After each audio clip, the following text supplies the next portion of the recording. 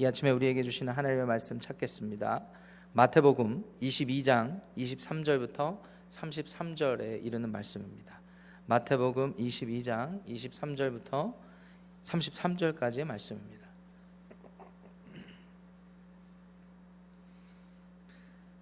찾으셨으면 저와 여러분들이 한 절씩 교독하시고 마지막 절 33절은 큰 목소리로 합독하겠습니다. 부활이 없다 하는 사두개인들이 그날 예수께 와서 물어 이르되 선생님이여, 모세가 일렀으되 사람이 만일 자식이 없이 죽으면 그 동생이 그 아내에게 장가들어 형을 위하여 상속자를 세울지니라 하였나이다. 우리 중에 7형제가 있었는데 마지가 장가들었다가 죽어 상속자가 없으므로 그 아내를 그 동생에게 물려주고 그 둘째와 셋째로 7째까지 그렇게 하다가 최후에 그 여자도 죽었나이다. 그런즉 그들이 다 그를 취하였으니 부활 때에 7 중에 누구의 아내가 되리이까? 예수께서 대답하여 이르시되 너희가 성경도 하나님의 능력도 알지 못하는 고로 오해하였도다. 부활 때에는 장가도 아니가고 시집도 아니가고 하늘에 있는 천사들과 같으니라. 죽은 자의 부활을 논할진대 하나님이 너희에게 말씀하신 바 나는 아브라함의 하나님이요 이삭의 하나님이요 야곱의 하나님이로라 하신 것을 읽어보지 못하였느냐? 하나님은 죽은 자의 하나님이 아니요 살아있는 자의 하나님이시니라 하시니. 함께합니다. 무리가 듣고 그의 가르치심에 놀라더라. 아멘. 하나님의 말씀입니다. 예수님 당대에 이스라엘 유대 민족들에게 큰 영향력을 미치는 엘리트 종교 지도자들이 있었습니다. 그 중에 사두개인들이 있었어요. 이 사두개인들은 언제부터 출현했는지는 정확히 알 수는 없지만 1세기 당대의 유대인의 역사를 기록한 요세푸스의 기록에 따르면 대략적으로 예수님 당대 대략 한 50에서 100년 전부터 출현한 것으로 우리가 생각해 볼 수가 있습니다. 다윗 시대에 사독이라는 대제사장이 있었습니다. 이 대제사장 다윗 시절은 여러분 아시다시피 이스라엘 역사에서 찬란한 역사를 기억할 수 있는 그런 시대 아닙니까? 비록 성전이 지어지지 못했고 오히려 그 다음 아들인 솔로몬 시대에 하나님께서 놀라운 성전을 짓게 하셨지만 다윗 시대 하면 다윗이 하나님과 왕으로서 가까운 사이, 친밀한 사이를 가졌을 뿐만 아니라 예배가 하나님 기뻐하시는 예배가 국가 차원에서 드려졌던 그 시대예요. 솔로몬 시대는 어떻습니까? 솔로몬 시대에 하나님이 허락하신 성전이 비로소 지어지고 솔로몬을 왕으로 세웠던 사독이 그 성전에서 제사를 집전하기도 하였습니다. 그래서 사독이라는 인물은 굉장히 의미 있는 상징성 있는 인물이에요. 예수님 당대에 국가를 잃어버리고 로마의 식민 통치를 받던 그 시절에 헤롯이 로마 정부의 신임을 얻고 에돔 사람이었음에도 불구하고 유대 사람들의 환심을 얻고자 정치적인 계산이 들어가 있었습니다. 성전을 멋지게 지어놨습니다. 그 성전에서 제사를 집전할 누군가가 필요하지 않습니까? 그래서 그 제사를 짓는 그룹들이 점점 생기기 시작했고 이 제사장 그룹 안에서 이 사두개인들의 역할이 강화되기 시작합니다. 이 사두개인들은요 귀족 출신들이었습니다. 유대 지도층들이었습니다. 그래서 제사와 집전에 굉장히 큰 영향을 미쳤는데 이들의 주요 강조점 중에 하나는 예배를 통해서 하나님의 나라가 온전히 쓸 수 있다. 그러니까 제사를 강조하기 시작한 거예요. 이들이 왜 이런 생각을 했는가? 이들은요 바리새인들과 다르게 성경을 예수님 당대 구약 성경밖에 없었죠. 39권. 예수님도 39권 구약 성경을 그대로 믿으셨습니다. 그런데 이 사두개인들은 모세 오경만 믿었어요. 왜 그랬을까요? 모세 오경이 하나님의 역사를 우리에게 반드시 분명히 보여주고 그 하나님의 역사 안에서 제사를 지키는 모든 법들이 기록되어 있기 때문에 충분하다고 믿었다고 합니다. 요세푸스에 따르면 그렇습니다. 그렇기 때문에 이들에게는 그 예언서를 통하여서 그 이후에 펼쳐진 다윗 왕 때의 역사서에 기록된 하나님의 역사하심을 부분적으로 믿을 수밖에 없었던 것이죠. 그런데 왜 이들이 모세 오경만을 정경 하나님의 구약 성경으로 당대에 받아들였을까? 정확한 이유를 알 수가 없습니다. 그런데 우리가 그들이 했던 행태를 통해서 추론할 수 있는 한 가지는 그들의 기득권을 내세우고 지키기 위함이 아니었을까? 이런 것들을 생각해 볼 수 있습니다.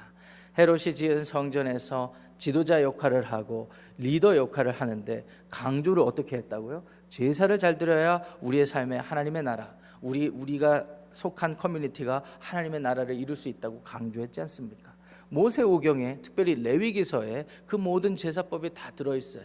그것을 강조하기 위하다 보니까 아마 그렇게 되지 않았을까, 이런 생각을 해볼 수가 있습니다. 다니엘서 12장 2절에 가면은 하나님께서 마지막 날에 부활이 있을 거라고 예고해 주셨어요. 예언해 주셨어요. 이를 따라서 바리새인을 비롯한 예수님도 부활에 대해서 가르치셨고, 예수님도 많이 제자들도 그 부활에 대한 사상을 의심한 적이 없습니다. 그런데 소수의 종교 지도자 그룹이었던 사두개인들만 모세오경만 하나님의 말씀으로 믿었기 때문에, 그리고 제사만을 강조했기 때문에 부활이 없다고 믿었던 것입니다.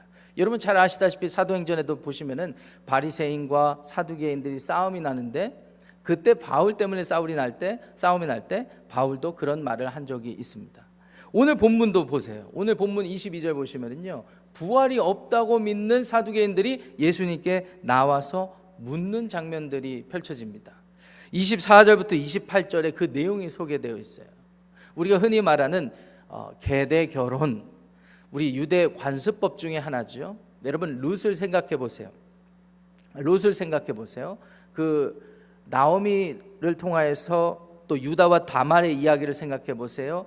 형이 죽고 그 이후에 동생이 그 씨를 물려서 계속해서 그 자손이 이어지게 하는 관습법이 유대 사회에서는 있었습니다. 자, 이 관습법을 가지고 예수님께 부활에 대한 시비를 거는 장면이 24절부터 28절에 나오는 거죠. 24절에 이렇게 시작합니다. 선생님이여, 모세가 일렀으되 사람이 만일 자식이 없이 죽으면 그 동생이 그 아내에게 장가들어 형을 위하여 상속자를 세울지니라 하였나이다 라고 하면서 25절에 7형제가 있다고 가정을 해봅시다 라고 얘기를 하는 거예요. 왜 하필 7형제입니까? 7이라는 숫자에 우리가 의미를 부여하면 이 사람들이 더 간사하게 보일 것 같습니다. 정확히 모르겠습니다. 왜 7형제였는지. 어쨌든 이들의 논리가 그래요. 첫째 형이 죽었습니다. 그러면 둘째 형제가 또 형수를 맞이해서 씨를 낳아야 되고, 또 그렇게 해서 씨가 없으면 어떻게 됩니까? 7형제까지 나아가는데 비극적인 사태를 예고하는 거예요. 27절에 보세요. 26절에 보시면 7째까지 그렇게 하다가 27절에 최후의 그 여자도 죽었습니다. 사람은 다 죽습니다. 이 7형제도 다 죽습니다. 이 아내도, 첫째 형의 형수도 다 죽게 돼 있는 거예요. 그러면 이제 질문이 엉뚱합니다. 28절 보세요. 그런즉 그들이 다 그를 취하였으니 부활 때 7 중에 누구의 아내가 되리까? 여러분들은 어떻게 생각하십니까? 부활 때에 누구의 아내가 될 거라고 생각하십니까? 이 질문의 의도는 너무나 엉뚱하게 들리긴 했지만 너무나 분명했습니다.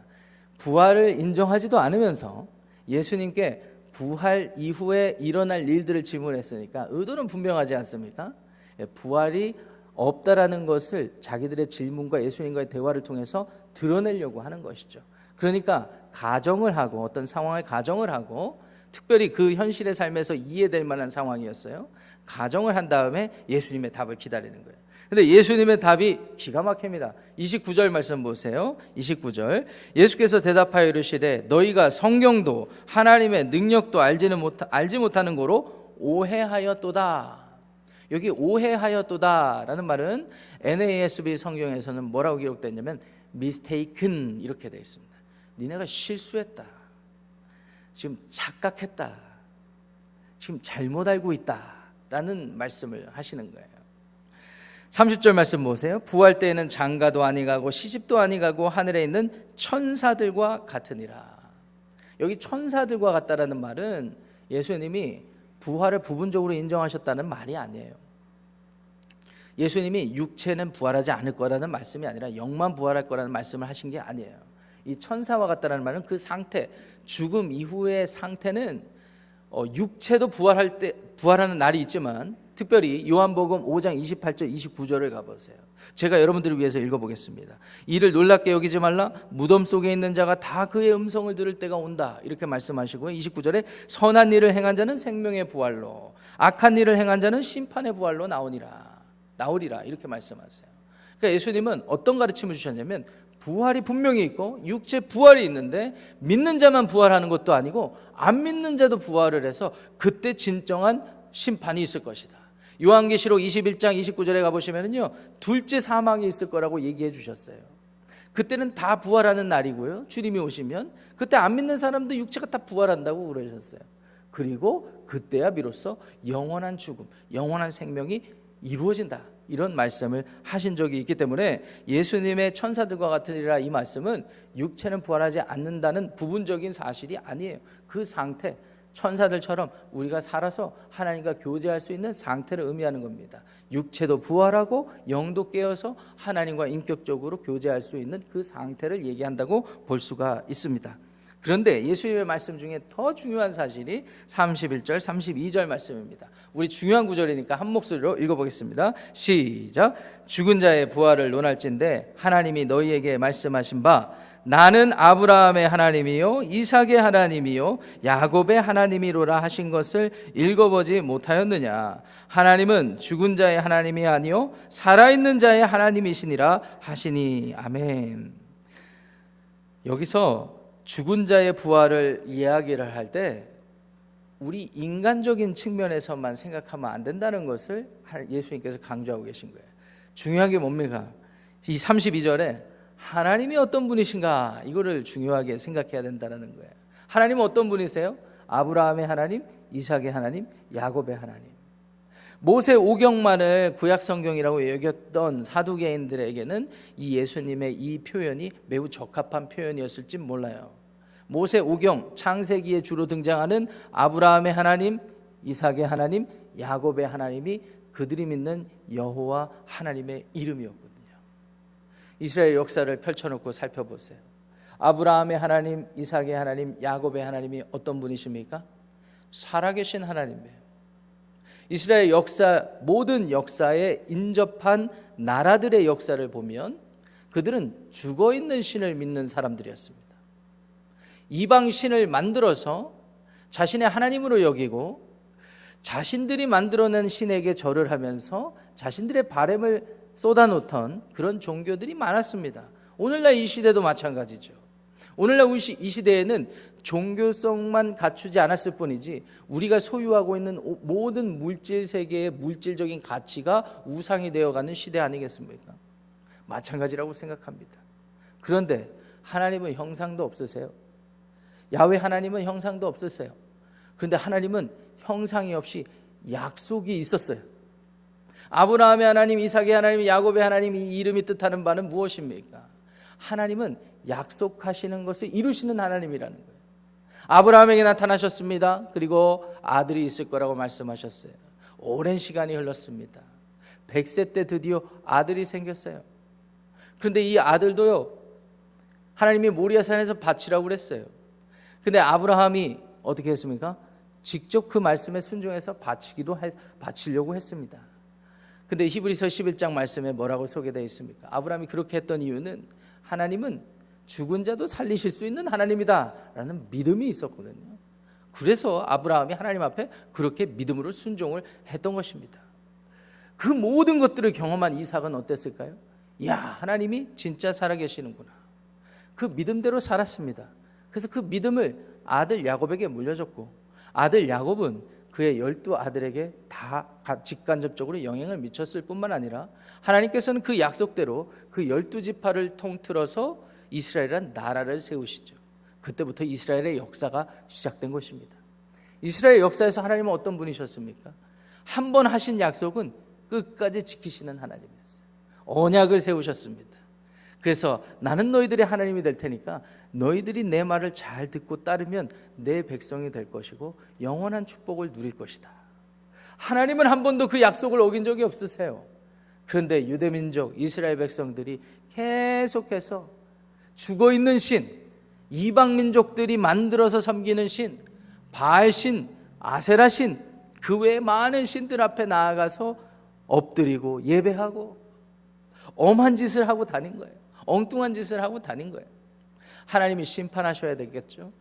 하나님은 그때그때 심판하셨어요. 그런데 하나님은 약속하신 것을 바꾸시는 심판을 하신 것이 아니라 약속하신 것을 이루시기 위한 심판을 하셨어요. 그래서 새 언약을 만들어 주셨습니다. 하나님이 새롭게 언약을 갱신해 주셨어요. 이제는 새로운 언약을 너희들에게 줄 텐데 물과 영을 부어 주어서 너희들 안에 새 영이 창조되어서 마음으로부터 나를 섬기게 내가 하겠다. 그 일에 앞서서 정결케 하는 일을 이루어 주실 텐데 그 일이 어떻게 일어났습니까? 아브라함, 이삭, 야곱의 후손을 통해서 오실 예수 그리스도를 통해서 이루셨다는 사실을 기억하시기를 바랍니다.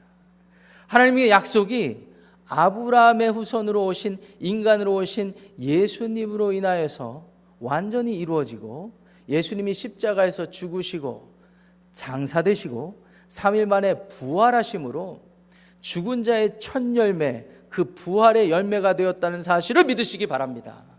고린도전서 15장 말씀에 이렇게 기록되어 있어요.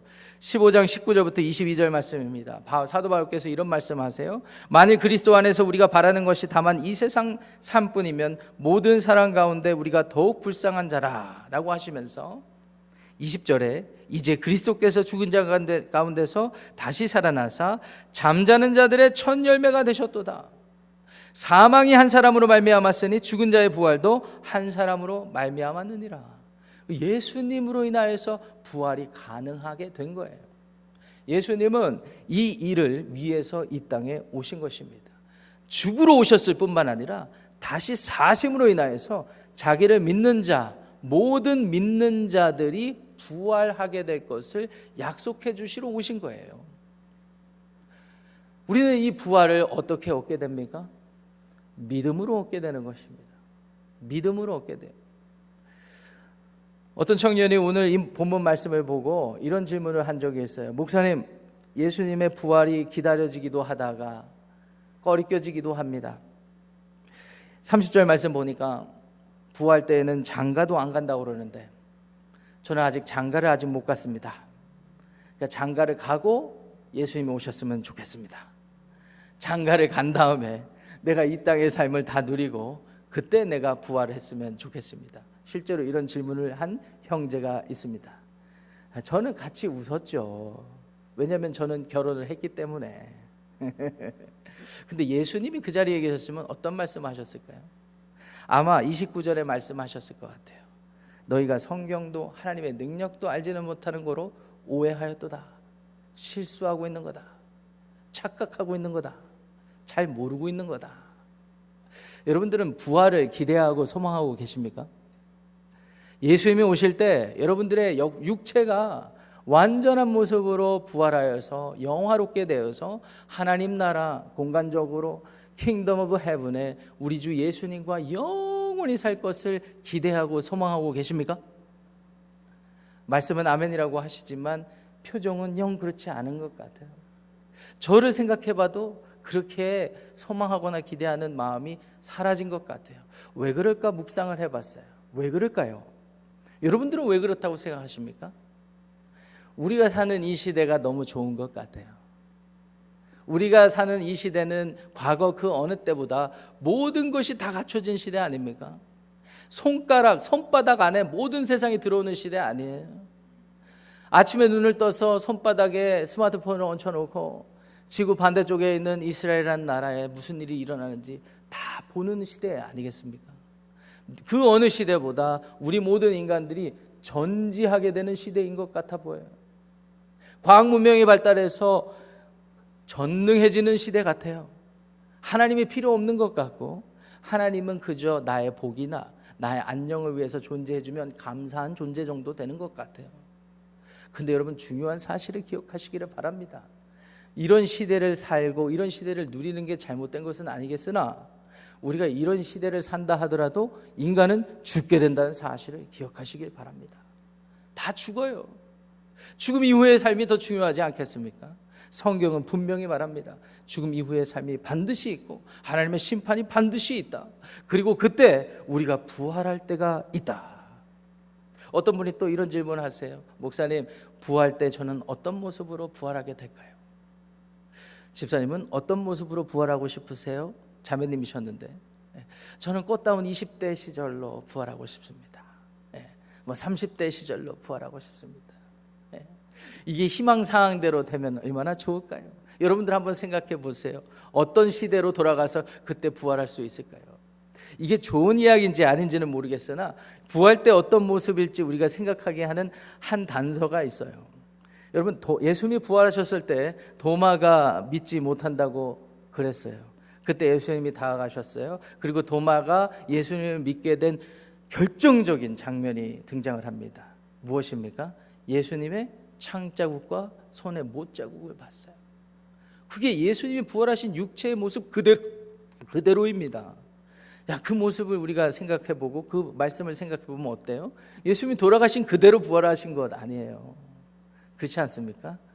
이렇게 생각하면 제임스 딘은 참 예수님 믿었는지 안 믿었는지 모르겠지만 젊은 시절 한참 꽃다운 나이에 그랬으니까 그 모습 그대로 부활할까요? 여러분들이 오해하시는 거예요. 이런 생각조차도 이 땅에 묶여있는 생각이라는 사실을 기억하시기를 바랍니다. 하나님의 나라가 도래하고 우리가 완전히 육체가 부활할 때는 완전히 새로운 나라가 되는 거예요. 완전히 새로운 모습이 되는 거예요. 우리의 생각도 달라지는 겁니다. 우리의 기쁨과 슬픔도 사라지고 우리 낭망한 모든 것도 사라지고 하나님이 눈물 닦아주시는 그날에는 우리의 육체가 완전히 하나님 나라 가서 좋을 일만 있어요. 하나님과 독대하고 하나님께 영광 돌릴 일만 남은 거예요. 사랑하고 존경하는 우리 지구촌교회 교우 여러분, 성도 여러분, 이 땅에 너무 매이지 않으시기를 간절히 소원합니다. 아멘이 별로 없으십니다. 아직까지 이 땅에 희망이 더 큰 만족이 있으십니까? 하나님 나라가 도래할 그날을 기대하시기를 바랍니다. 우리의 육체가 완전히 부활했어. 여러분, 그날에는요 좋은 점들이 더 많아요. 여러분들 믿음의 동역자들, 땅에 묻힌 믿음의 동역자들 다 부활하는 것입니다. 다 부활해서 함께 하나님 나라에 거하면서 하나님을 찬양하고 하나님께 영광 돌릴 날이 있을 것입니다. 여러분, 이 땅에 매이지 말고 하나님 나라를 바라보시고 여러분들의 생각과 믿음의 중심이 이 땅에 매여서 하나님의 나라에 대한 비전과 기대와 소망이 가려지지 않으시기를 우리 주님의 이름으로 축복합니다. 기도하겠습니다. 하나님, 부활이 없다 하는 사두개인들의 이 어리석은 생각들 우리가 함께 묵상해 보았습니다. 2023년을 사는 저희들에게도 이 생각이 여전하다는 것을 보게 됩니다. 하나님 나라가 도래하는 것을 기대하지도 않고 소망하지도 않습니다. 그저 우리가 질문하고 기도하는 것은 의심의 말들, 그리고 하나님이 살아계시다는 것을 말로만 고백하지만 참된 믿음이 없는 삶의 모습들을 보일 뿐입니다. 주님, 이 시간 말씀을 깨달으며 주님 앞에 회개합니다. 부활이 없다고 주장하고 자기들의 기득권을 주장하는 사두개인들의 모습을 버려버리고 우리가 주님 앞에 참된 제자의 모습으로 하나님의 나라를 소망하는 그런 삶을 살게 하여 주시옵소서. 이번 일주일 동안 우리가 만나는 모든 사람들, 우리를 통해 예수님을 알길 원하고 우리의 말과 행위를 통하여서 하나님의 사랑과 하나님의 능력을 전하기를 원합니다. 우리를 사용하시고 우리와 동행하여 주시옵소서. 예수님의 이름으로 축복하며 기도합니다. 아멘. 하늘에 계신 우리 아버지요, 이름이 거룩히 여김을 받으시오며 나라가 임하시오며 뜻이 하늘에서 이루어진 것 같이 땅에서도 이루어지이다. 오늘 우리에게 일용할 양식을 주시옵고 우리가 우리에게 죄 지은 자를 사하여 준 것 같이 우리 죄를 사하여 주시옵고 우리를 시험에 들게 하지 마시옵고 다만 악에서 구하시옵소서. 나라와 권세와 영광이 아버지께 영원히 싸움나이다. 아멘. 예배를 마쳤습니다. 각자 기도하고 돌아가겠습니다.